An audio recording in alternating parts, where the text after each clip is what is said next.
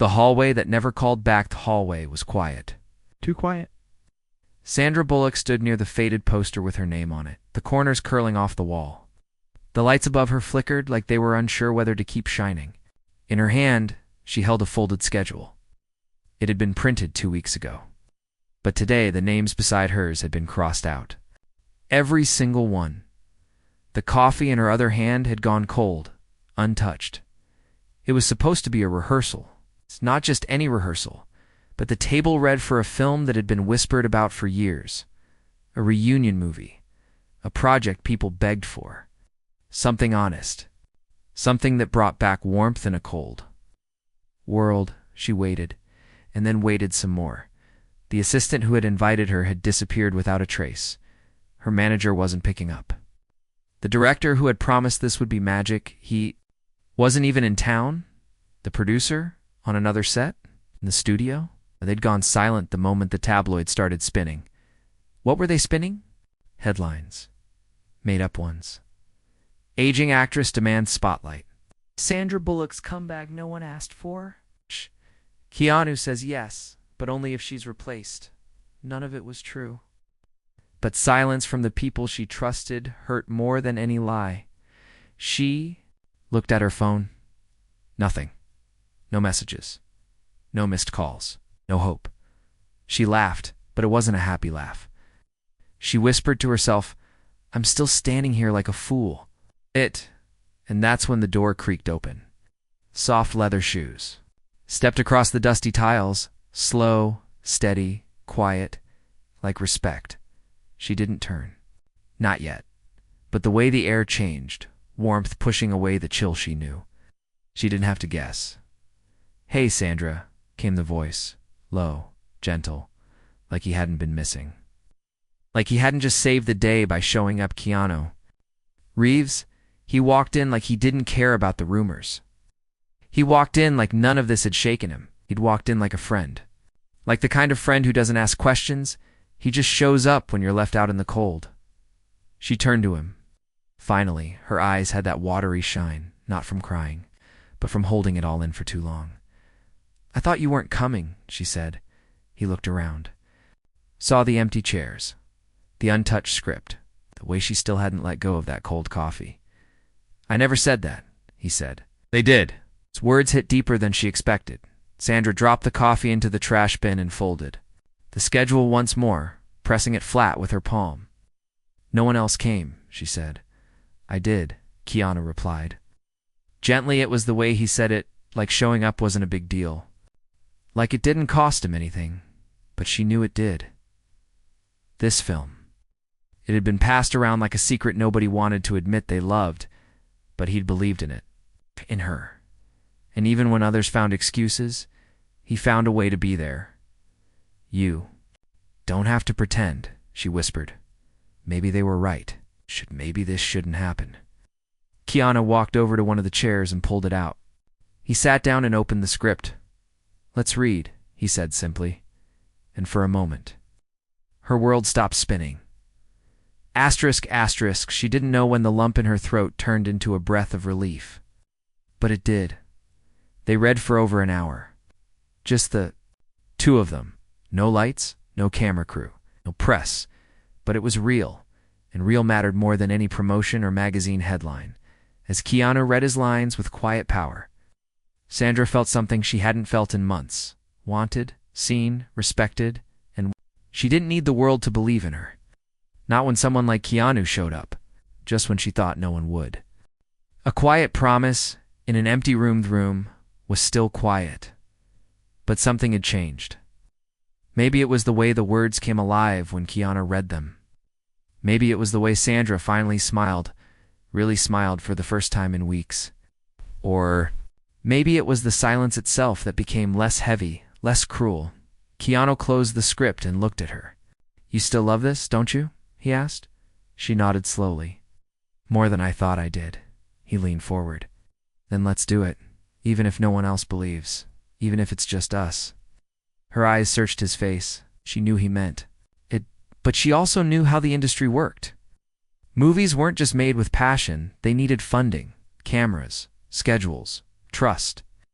And right now, They had none of that. Keanu, she said softly, this isn't how things work anymore. No one's going to greenlight a film that lost its entire team overnight. He leaned back, stretched his arms over the empty chairs. Maybe we don't need their team. Maybe we build a new one. She almost laughed. You think people will line up for something they just ran away from? No, he said. I think people will line up for something real. They're just scared to be the first. His voice was calm but firm. He wasn't trying to cheer her up. He was telling the truth. Asterisk over the next few days. He didn't just disappear like others had. He stayed. Calls were made. It's not by assistants, but by Keanu. Himself he called old friends. Writers, cinematographers, actors who didn't care about trends. People who cared about stories. More than that, people who cared about Sandra. Some didn't pick up. Others said they'd get back. But a few said yes. One was Maria, a costume designer who'd worked with Sandra on her first indie film. Another was Ray, a quiet cameraman who once said Sandra's eyes carried 5 emotions in one frame. They came without asking how much they'd be paid. They came because they remembered something the world had forgotten what it meant. To build something beautiful together. Meanwhile, the rumors didn't stop. Gossip blogger posted a story. Bullock's vanity project crumbles Reeves, tries to save sinking ship. Another wrote, Keanu can't say no to damsels even. In Hollywood, Sandra saw the headlines and closed her laptop. But Keanu didn't seem bothered. Let them write what they want, he said. They've got a job, so do we. And what's our job? She asked. He smiled. To remind people what it looks like when someone doesn't give up. **1. Evening, they met at a small rehearsal space. It wasn't fancy. The walls had water stains. The windows were cracked. The lights buzzed. But to Sandra, it felt like the only honest place left in the world. They ran scenes, improvised, played. With timing, at one point, Keanu stopped and said, What if you didn't cry here but just paused? Sandra blinked. Why? Because sometimes the quiet hits harder than the tears. She tried it, and when the moment came, she didn't cry. She just paused. And something electric moved through the room. Even the silence held its breath. When it ended, Maria wiped a tear from her cheek. Ray gave a quiet nod from behind the camera. Sandra realized something. This wasn't just a movie anymore. It was a second chance, not just for her career but for her heart, but not everyone was happy. Her agent finally called. What are you doing? He asked. You're risking everything for a script that nobody wanted. Keanu wanted it. She replied, That's not how studios think, he snapped. You're digging a hole. You're making yourself look desperate. She was quiet for a moment. Then maybe desperate looks better than silent. And she hung up. That night, she found Keanu sitting on the rehearsal floor, eating noodles from a paper cup. You okay? She asked. He looked up and smiled with tired eyes. I'm good, he said. Just thinking about what? About how? Many people believe in you, he said. She laughed, shaking her head. Feels like only one. Maybe, he said. But sometimes one is enough. Sandra sat beside him and took the second cup he'd brought. They ate in silence, but it wasn't sad. It was the silence of two people who didn't need to speak to feel understood. Days turned into a week. And by then, they had 5 people. A sound guy. A makeup artist. Lighting tech, who owed Keanu a favor from a job 10 years ago. The set wasn't ready. The funding wasn't clear. Support wasn't loud. But something else was growing. Faith, then. Just when things felt like they were finally coming together, it happened. The first leak. Someone had recorded one of their rehearsals on a phone and uploaded. It clipped was raw, grainy, shaky, but it caught a moment. Sandra, delivering one of her monologues. Soft, cracked voice, barely above a whisper, and Keanu just listening, within hours. It hit 1 million views.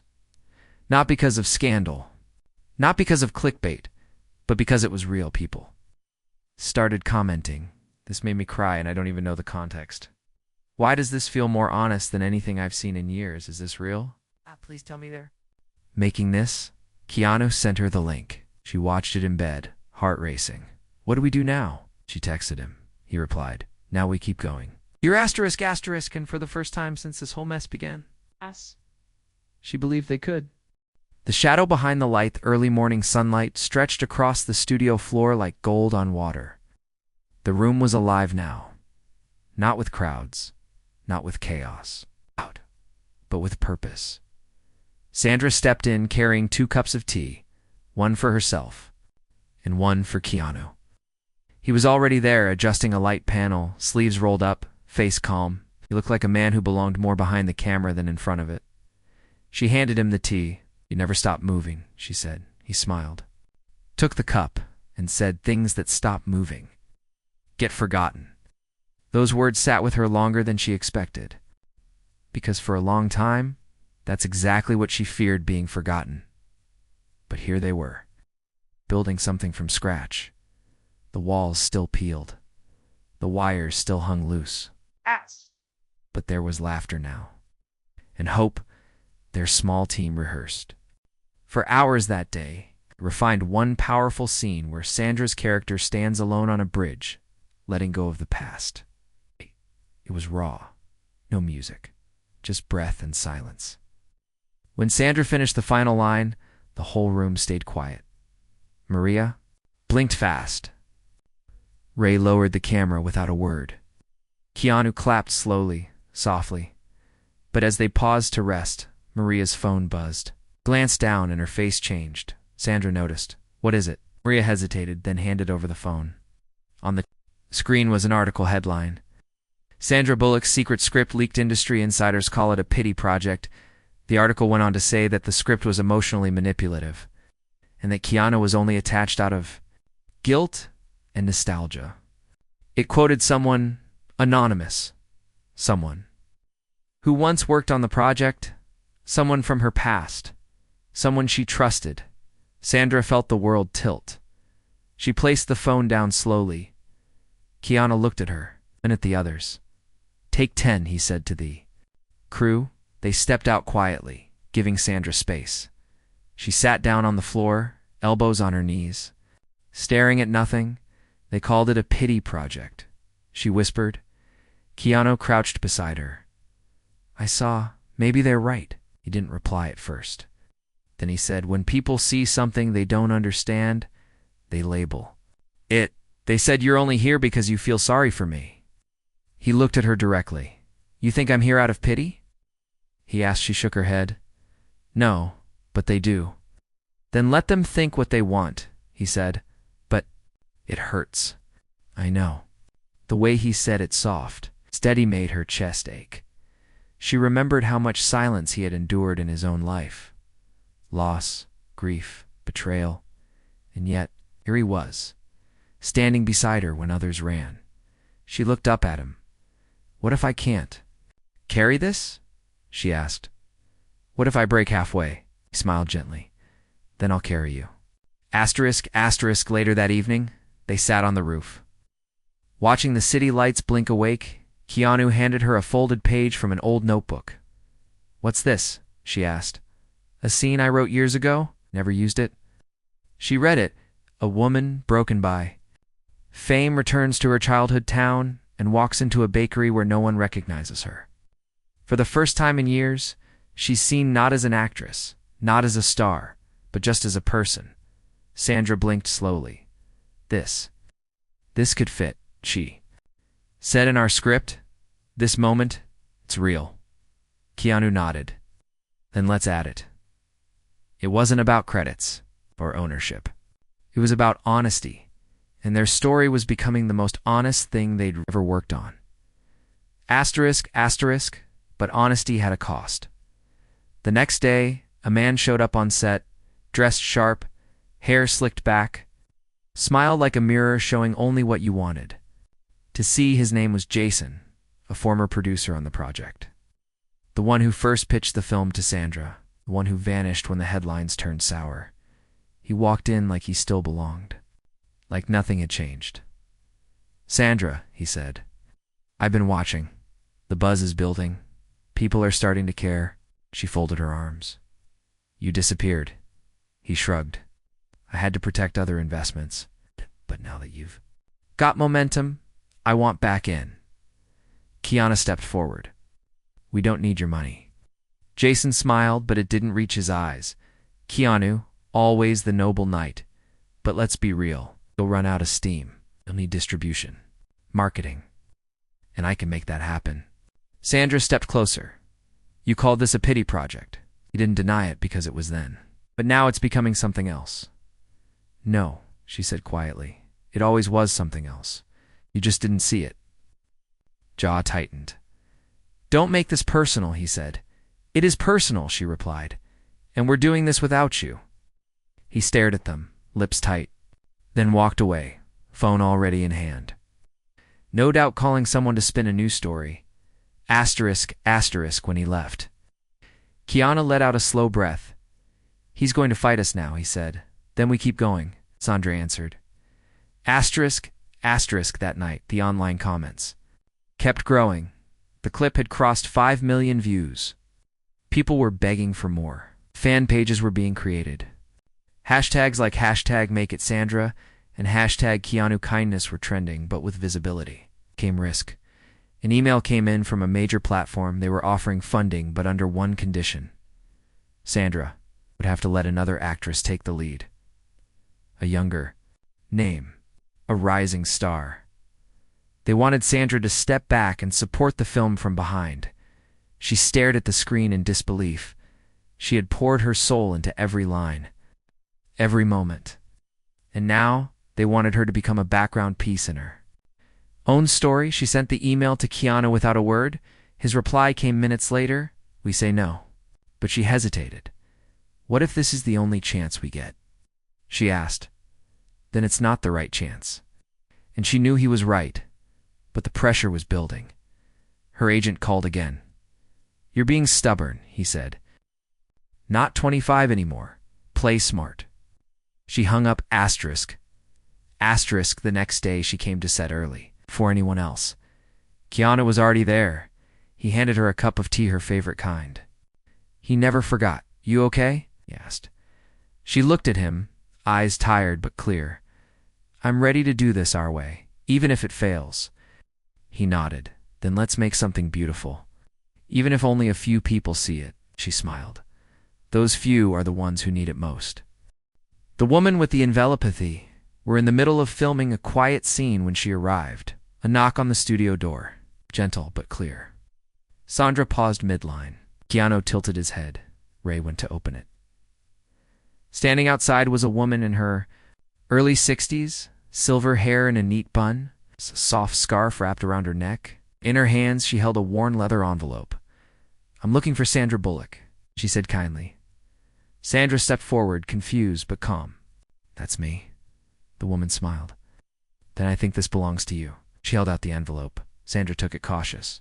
I'm sorry, she said. Who are you? My name's Evelyn, the woman said. I used to be an assistant to someone you once knew. Jacob Winters.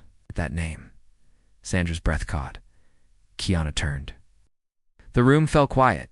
Jacob Winters was the original writer of the script. The man who had written the story Sandra had fallen in love with years ago. A soft-spoken genius who had never wanted fame, just truth on paper. He had passed away 2 years ago after a long illness. And with him, most thought the script had died too. Jacob left this for you, Evelyn said gently, but it never made it to you. The studio wanted to bury it. I wasn't allowed to contact you back then, but I saw your clip online this week. I knew it was time. Envelope slowly. Her hands trembled. Inside was a letter. Handwritten, she read the first line aloud, voice cracking. Dear Sandra, if you're reading this, then I hope you still believe in the quiet power of stories. Her eyes filled. She sat down and read the whole letter, Keanu sitting silently beside her. Jacob's words were full of warmth. He spoke of how he had written the character for her. Our kindness on set years ago had changed the way he viewed actors. How he knew the industry might not protect the story, but he hoped she would. He ended the letter with, You're not just the heart of the film, you are the film. Sandra pressed the page to her chest. Thank you, she whispered. Evelyn smiled. He believed in you more than anyone.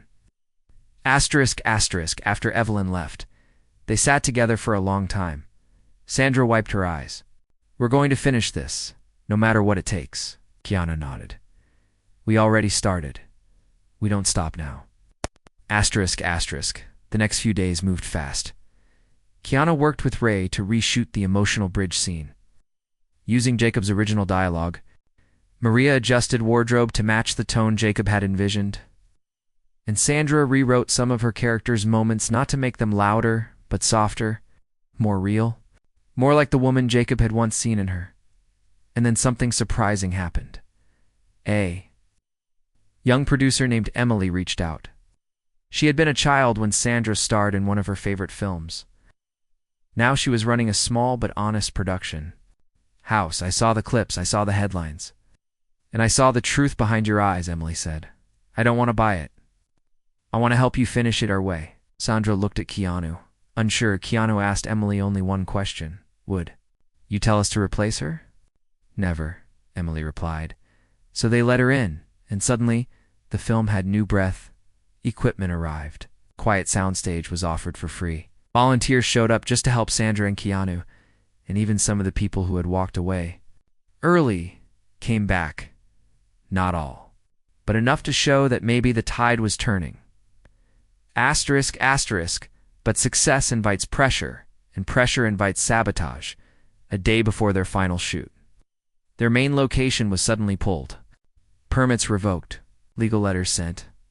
They found out Jason was behind it. He had friends in the city's permit office. He wasn't happy that they had moved on without him. Sandra sat on the edge of the set, exhausted.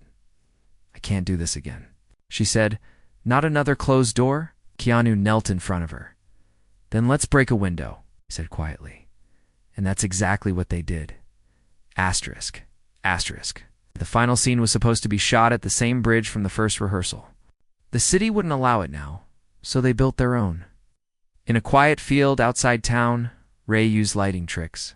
Adia dressed the background with fog machines and flowers, and when Sandra walked across that handmade bridge, delivering Jacob's final lines, even if no one sees me, I'm still here.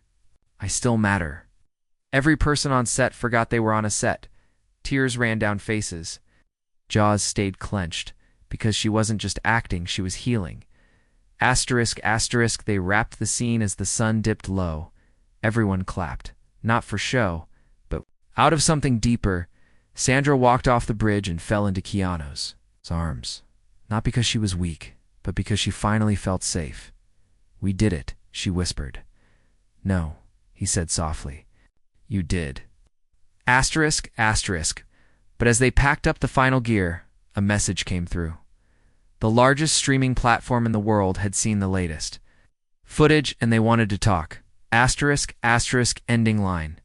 They were ready to meet the world, but the world was not what they expected, and the offer on the table would test everything they had stood for.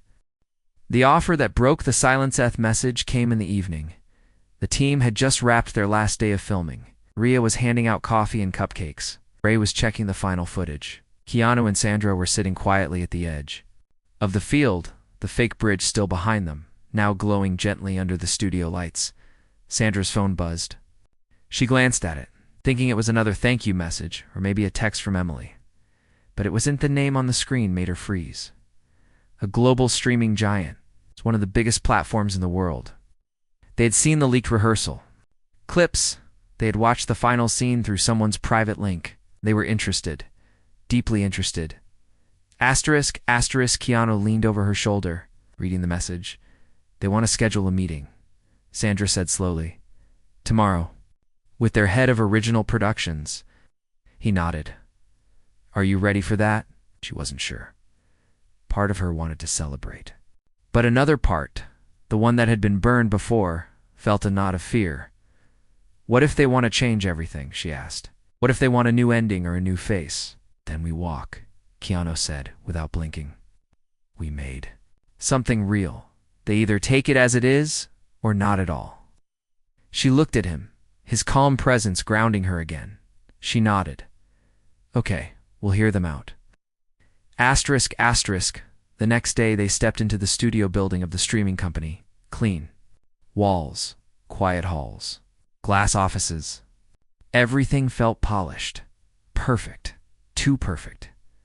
They were led into a conference room where a woman named Claire waited. Sharp suit, quiet eyes. She didn't speak with excitement. She spoke with precision. "Your film is beautiful," she said. "It's simple, raw, emotionally pure." It caught us off guard. Sandra and Keanu sat still, listening. "We're interested in a global release," Claire continued. "But we have some ideas to make it more market-ready." There it was the shift. "Go on," Keanu said, his voice steady. Claire leaned forward.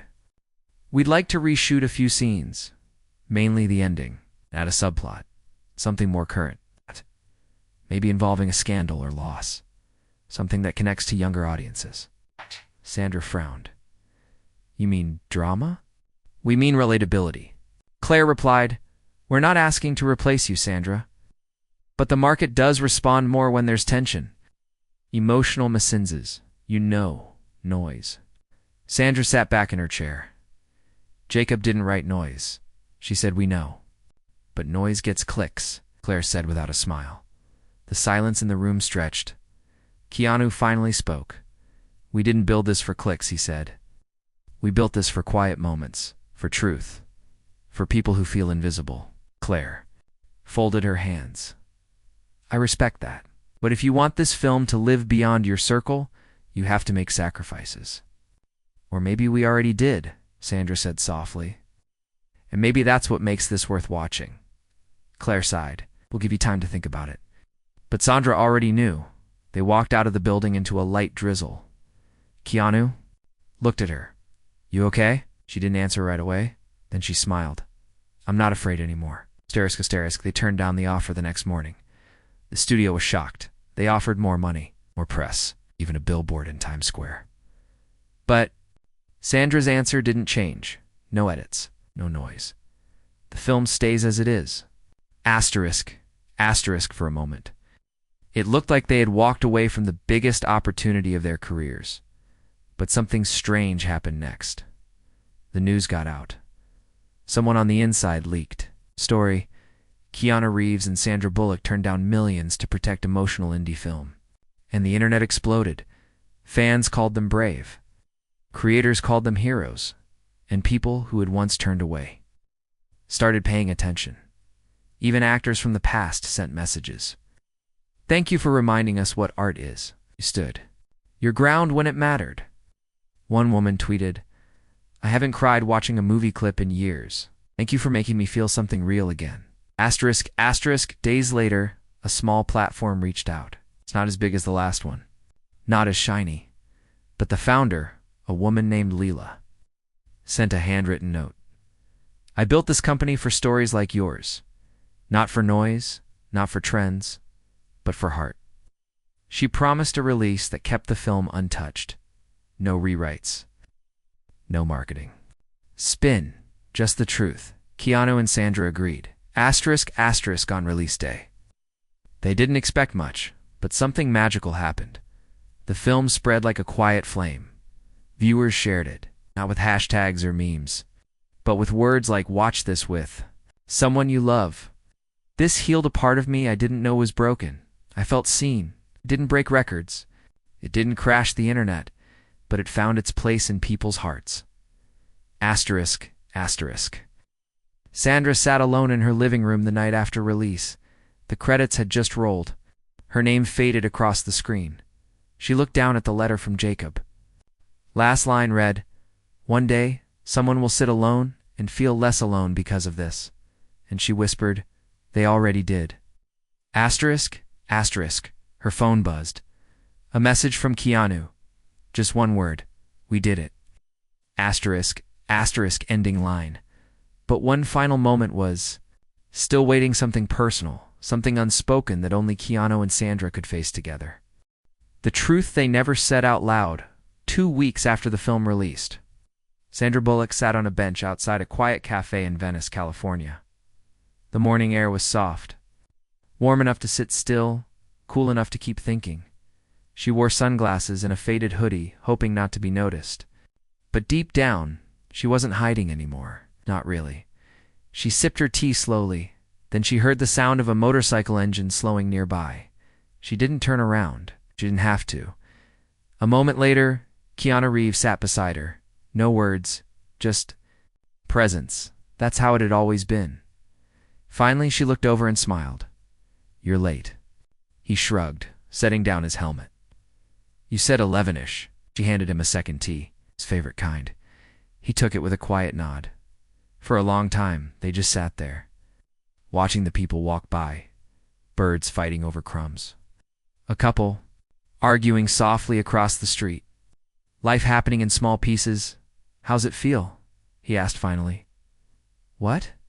To be hurt again?" She thought about it, then said, like breathing. He nodded. "Same. Asterisk, asterisk." They both knew the film wasn't about fame or legacy anymore. It had become something else, a mirror. A moment, a quiet rebellion against the noise of the world. People didn't just watch it, they felt it, sent emails, letters, even handmade. Gifts. A single mother wrote, "This reminded me to dream again." A man who hadn't spoken to his sister in 10 years wrote, "Your film made me call her." That was the impact they never saw coming. Asterisk, asterisk, as the days passed. Awards season crept in. The film was never meant for that world, but still nominations appeared. Best Original Screenplay, Best Actress, Best Actor. Best Independent Feature, Sandra. And Keanu didn't campaign, didn't send gifts, didn't go on talk shows. But the night of the awards, they showed up together, not dressed in flash, but in grace. The red carpet lit up, not from their outfits, but from something deeper, connection. When the camera asked for a smile, Sandra leaned close to Keanu and whispered something. He laughed, and for a moment, they weren't Hollywood stars. They were two old friends who had walked through fire and come out still standing. Asterisk, asterisk, they didn't win everything. But when the final award, Best Picture, was announced, and their film's name was called, Sandra froze. Her eyes went wide. She looked at Keanu, unsure. He just reached for her hand. "Come on," he said. They walked up together. Sandra didn't prepare a speech, as she spoke from the heart. "We made this film in a room with peeling paint and borrowed lights. We didn't think anyone would see it. We just wanted to tell the truth. It's quietly, gently, and somehow you listened. Thank you." "You?" Then she stepped aside. Keanu stood before the mic. His voice was calm. "As always, some stories don't need noise. They just need someone to believe in them. Sandra believed in this one when no one else did. I just showed up." The room stood and clapped, not just because of the film, but because in that moment, something rare happened. Authenticity won. Asterisk, asterisk later that night. After the lights faded and the crowd thinned, Sandra and Keanu sat on the curb outside the after-dash party, still in their formal clothes. Shoes off, tired, happy. Sandra leaned her head on his shoulder. "You ever wonder," she whispered, "why we never talked about it?" "About what?" he asked gently. "Double quotes us." Double quotes, the word hung there. "Just real." Keanu didn't rush. His answer, "Because we never needed to," he said. Sandra closed her eyes. "But maybe now we do." He looked down at her, her head still on his shoulder. "Okay," he said. "Then let's talk." Asterisk, asterisk. She lifted her head, looked him in the eyes. "I loved you," she said quietly. Not in a headline way, not in a fanfiction way. Steady way. He held her gaze. "I know," he said, then added, "and I loved you back. Not loudly, not urgently, just ... always." She smiled, tears not falling but resting at the edge. Why didn't we ever do anything about it? He shrugged softly. Timing. Fear. "Maybe we thought we'd mess it up. Maybe we would've," she said. Maybe, he agreed. They sat in that truth, and it didn't hurt, didn't sting. Because sometimes love doesn't need a name. Sometimes it just needs to be real. Asterisk, asterisk, the sun was rising when they finally stood. He helped her into her shoes. She straightened his collar. What now? She asked. He smiled. Whatever you want. She laughed. Then let's just walk for a while. And they did. Down a quiet street. Two people, side by side. No cameras. No scripts. It's just two souls who had finally said the words that mattered. And maybe, just maybe, that was the story all along.